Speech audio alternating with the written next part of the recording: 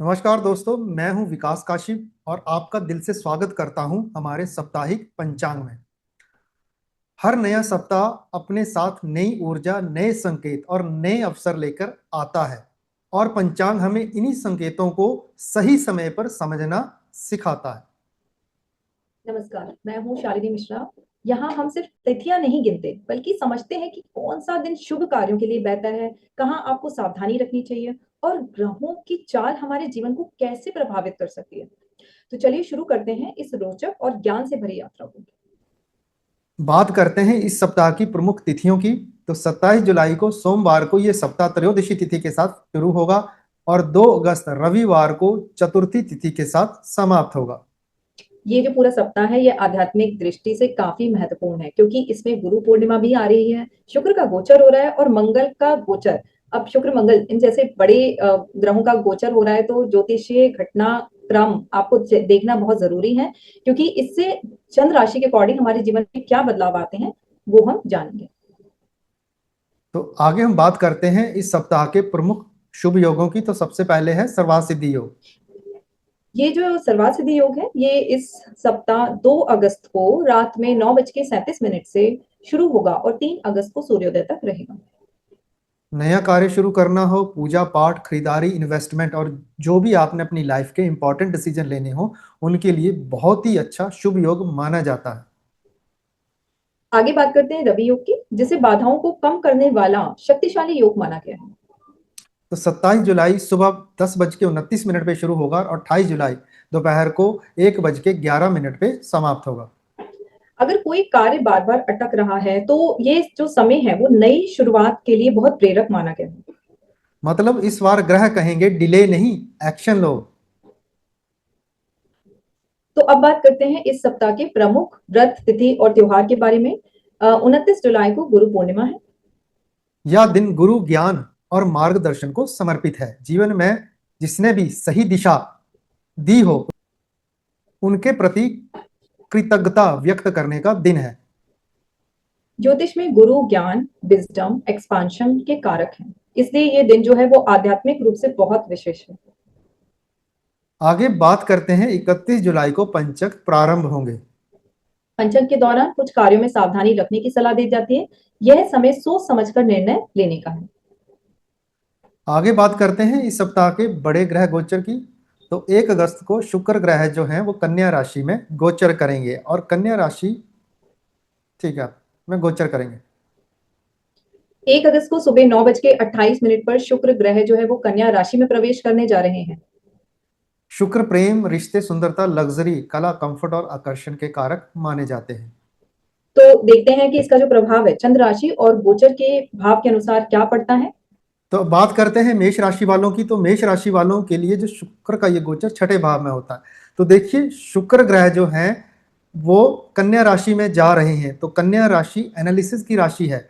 तो शुक्र ग्रह जब भी कन्या राशि में होते हैं या जाते हैं तो आदमी रिलेशनशिप में ज्यादा एनालिसिस करना शुरू कर देता है, जिससे क्या है, संबंध खराब होने के चांसेस बढ़ जाते हैं। तो कामकाज, कंपटीशन और हेल्थ रूटीन पर ध्यान बढ़ेगा। बट छठे घर से जितने भी आपके रिलेटेड रिश्तेदार हैं, उनके साथ ज्यादा एनालिसिस ना करें। वृषभ राशि वालों के लिए शुक्र जो है वो 5वें भाव यानी कि 5th हाउस में गोचर करेंगे, लेकिन यहाँ वो नीच के हैं। ये ध्यान देना बहुत जरूरी है, क्योंकि 5th house love life, creativity, romance और बच्चों का कारक होता है, बच्चों से जुड़ी चीजों का कारक होता है। तो इन सब चीजों में जातक जो है वो बहुत ज्यादा एनालाइज करने लगेगा, बहुत ज्यादा ओवर प्रैक्टिकल हो जाएगा। तो रिलेशनशिप यानी कि लव लाइफ से रिलेटेड रिलेशनशिप्स में प्रॉब्लम आने की संभावना है, तो थोड़ा सा ध्यान रखने की जरूरत मिथुन राशि वालों को ये गोचर चौथे भाव में होगा। तो यहाँ पे अगर आप मदर के साथ ज्यादा एनालिसिस करोगे तो माँ के साथ आपके संबंध जो है वो थोड़े खराब हो सकते हैं। है। जी। कर्क राशि वालों के लिए जो गोचर है वो 3rd हाउस यानी कि तीसरे भाव में होगा, जो कम्युनिकेशन, नेटवर्किंग और छोटी यात्राओं से संबंधित है। वैसे 3rd हाउस में शुक्र का गोचर ठीक माना जाता है, अच्छा माना जाता है, लेकिन क्योंकि ये कन्या राशि के अंदर है, तो यहाँ पे कम्युनिकेशन तो हो सकता है आपकी बहुत अट्रैक्टिव हो जाए, लेकिन नेटवर्किंग में थोड़ा प्रॉब्लम आ सकता है, बहुत ज्यादा एनालिसिस में पड़ सकते हैं। सिंह राशि वालों को ये गोचर दूसरे भाव में रहेगा। तो धन, वाणी और फैमिली मैटर्स को बड़े ध्यान से आप हैंडल करें, अदरवाइज आपको समस्याओं का सामना करना पड़ सकता है। कन्या राशि वालों के लिए तो ये जो गोचर है वो पहले भाव यानी कि लगन में ही हो रहा है।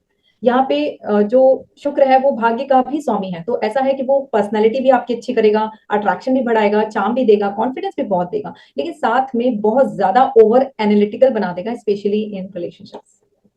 तुला राशि वालों को ये गोचर 12वें भाव में होगा, तो खर्च, लग्जरी, विदेश और आराम से जुड़े मामलों में वृद्धि होगी। वृश्चिक राशि वालों के लिए ये जो गोचर है वो एकादश भाव यानी कि 11th हाउस में होगा। इनकम के पर्सपेक्टिव से अगर हम देखें तो ये जो गोचर है वो लाभ देगा, गेन्स और सोशल सपोर्ट बढ़ सकता है। धनु राशि वालों को ये गोचर 10वें भाव में होगा, तो देखिए करियर करियर प्रोफेशन अपॉर्चुनिटीज आपको बेहतर मिल सकती हैं। मकर राशि वालों के लिए जो गोचर है वो 9th हाउस में होगा, जहां पे भाग्य, मतलब एक तरह से भाग्य का भाव होता है। तो यात्राएं हो गई, भाग्य हो गया, हायर लर्निंग्स हो गई, स्पिरिचुअल ग्रोथ हो गई। स्पेशली अगर हम कहें तो स्पिरिचुअल ग्रोथ और लर्निंग्स में आपको बेनिफिट हो सकता है। कुंभ राशि वालों को ये गोचर 8वें भाव में होगा, तो 8वें भाव को इन लॉज का घर भी बोला जाता है, तो अपने इन लॉज के साथ संबंधों को थोड़ा ध्यान से हैंडल करें। मीन राशि वालों के लिए शुक्र का गोचर 7वें भाव में है, और 7वें भाव का शुक्र का गोचर भी अच्छा नहीं माना जाता है, और यहाँ ये नीच के हो रहे हैं। तो आपको यहाँ पे रिलेशनशिप हो गया या बिजनेस पार्टनरशिप हो गई, दोनों में सावधानी रखने की जरूरत है। आगे हम बात करते हैं, 2 अगस्त को श्री गणेश चतुर्थी भी है। नए कार्यों की शुरुआत, बुद्धि, सफलता, विघ्नों को दूर करने के लिए ये दिन बहुत ही ज्यादा शुभ माना गया है। अब बात करते हैं 12 राशियों पर मंगल के गोचर का क्या प्रभाव होता है, क्योंकि मंगल जो है वो ऊर्जा, साहस, एक्शन और संघर्ष के भी कारक है। तो देखिए 2 अगस्त को रात को 10:50 पे ये दूसरे ग्रह हैं इस सप्ताह के, जो अपनी राशि चेंज करेंगे। तो मंगल ग्रह जो है वो मिथुन राशि में प्रवेश करेंगे, तो मंगल ग्रह को एक्शन, करेज, कॉन्फिडेंस, कंपटीशन, एनर्जी और कभी कभी एंगर का कारक भी माना जाता है। जी, तो देखते हैं कि इसका असर आपकी चंद्र राशि पर क्या पड़ता है। सबसे पहले बात करते हैं मेष राशि वालों की, तो इनके लिए ये गोचर जब वो तीसरे भाव में होगा, तो साहस, कॉन्फिडेंस, कम्युनिकेशन और छोटी छोटी यात्राओं में वृद्धि होगी। अपने शब्दों में थोड़ा सॉफ्टनेस रखें। वृषभ राशि वालों के लिए ये जो गोचर है वो दूसरे भाव यानी कि सेकंड हाउस में होने जा रहा है, जो कि धन, वाणी, कुटुंब का भाव होता है। साथ ही साथ मंगल जो है वो मिथुन राशि यानी कि बुध की राशि के अंदर जा रहे हैं। ये कम्युनिकेशन की राशि है, और इस राशि में आने के बाद क्योंकि दोनों प्लैनेट्स में कंपैटिबिलिटी नहीं होती है, कहीं ना कहीं जातक की सारी एनर्जी उसकी जबान पर आ जाती है, क्योंकि ये वाणी के भाव भी है, तो आपको यहाँ वाणी में सक्रियता रखने की जरूरत है। खर्च जो है वो इम्पल्सिव होकर ना करें, और गुस्से में बोलने से रिश्तों में तनाव आने की पूरी संभावना है। मिथुन राशि वालों को ये लगन भाव में गोचर होगा। ऊर्जा, कॉन्फिडेंस और एक्शन लेने की क्षमता बढ़ेगी, लेकिन इम्पेशंस से बचना चाहिए। कर्क राशि वालों के लिए ये जो गोचर है वो आपका 12वें भाव में होने जा रहा है, 12th हाउस। 12th हाउस को स्लीप का भी घर बोला गया है, तो और खर्चों का भी।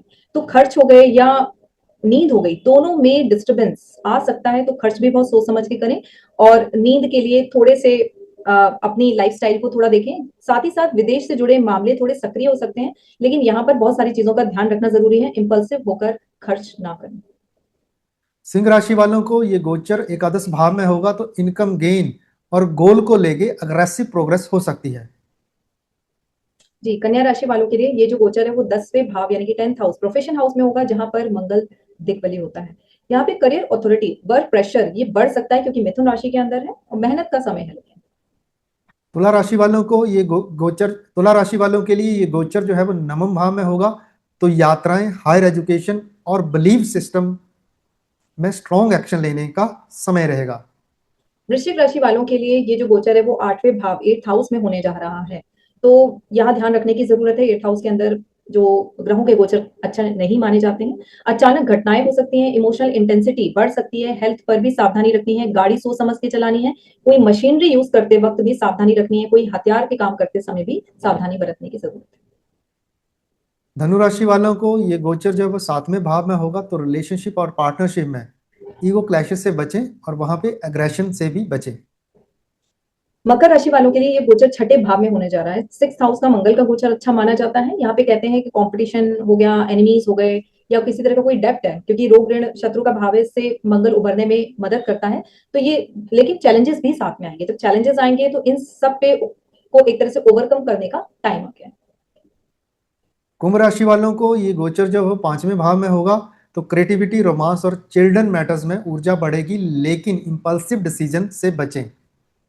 मीन राशि वालों के लिए ये जो गोचर है वो 4th हाउस यानी कि चौथे भाव में होगा, जहां पे मंगल नीच के हो जाते हैं और बहुत अच्छा रिजल्ट नहीं आता है। जातक के अंदर एग्रेशन और अनसेटिस्फैक्शन की भावना अपने आप आ जाती है। तो घर, प्रॉपर्टी, इमोशनल मैटर्स, इन सब में काफी हलचल बढ़ सकती है। आप रेस्टलेस फील कर सकते हैं, तो शांति बनाए रखें। तो दोस्तों, यह सप्ताह है गुरु कृपा, शुक्र ऊर्जा और नए ग्रह परिवर्तन से भरपूर। जी, तो सही, अगर सही समय को समझकर कदम बढ़ाए जाएं तो ग्रह भी आपके लिए बहुत सपोर्टिव बन सकते हैं। तो इसी के साथ इस सप्ताह का पंचांग यहीं पे समाप्त होता है। अगले सप्ताह मिलेंगे नई जानकारी के साथ। तब तक खुश रहिए, जागरूक रहिए। जी, और पंचांग के साथ सही समय को पहचानिए। इस वीडियो को लाइक करें, शेयर करें अपने घर वालों के साथ, दोस्तों के साथ, और चैनल को सब्सक्राइब जरूर करें। धन्यवाद। धन्यवाद।